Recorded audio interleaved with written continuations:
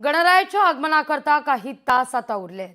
याच पार्श्वभूमीवर नाशिकच्या फुल बाजारात तोबा गर्दी आहे। खरेदी करता सध्या मोठ्या प्रमाणावर गर्दी असल्याचं पाहायला मिळत आहे।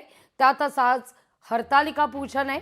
याकरता महिलांनी देखील बाजारात पत्री घेण्याकरता म्हणून गर्दी केलेली आहे। या सगळ्याचा आढावा घेतला आपले प्रतिनिधी महेश महाले यांनी।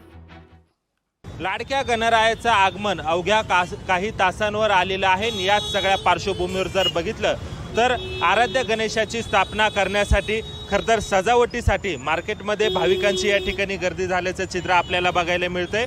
खरतर आज हरतालिका पूजा देखील आहे आणि याच सगळ्या पार्श्वभूमीवर महिला असतील, भाविक असतील यांनी मोठ्या प्रमाणामध्ये नाशिकच्या फुलबाजारामध्ये गर्दी केलेली आहे।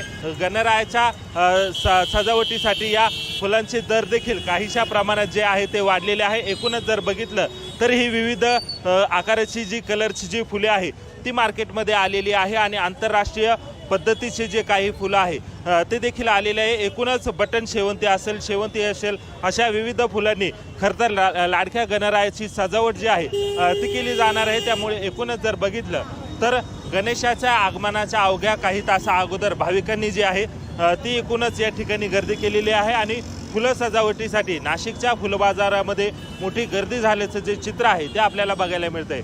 महेश महाले, लोकशाही मराठी, नाशिक। लोकशाही मराठी ऐका, पहा, जागरूक रहा।